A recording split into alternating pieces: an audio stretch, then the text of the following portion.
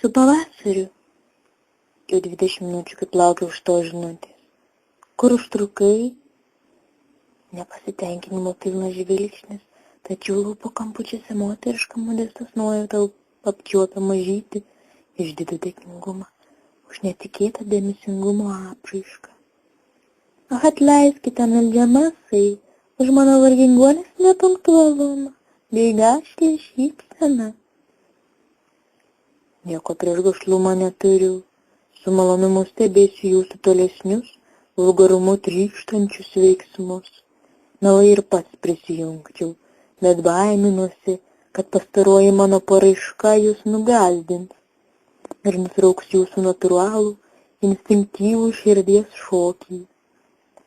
Ak niekada nedrįščiau drumst ramybės jūsų, savo išgąsčiu baugščiu, tik pusprieš vėją nepamėjoja.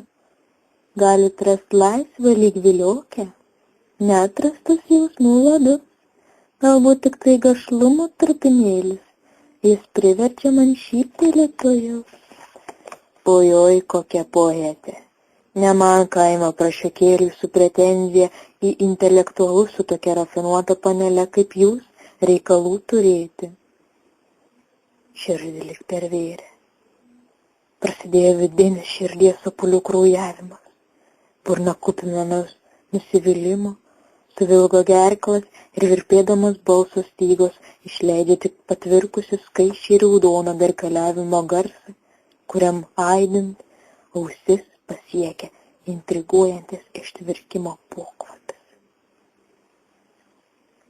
Atleiskite dar kart, brangus, naktis jau kviečia pamažu, tik neleiskite jūs savo pasiekti dugno, sunkaus kartaus nusivylimo. Prigulkite trumpam panaitį, nepiktnaudžiaukite širdin, juk ji viena iš tų trapiausių, tačiau brangiausių šių dienų turtų.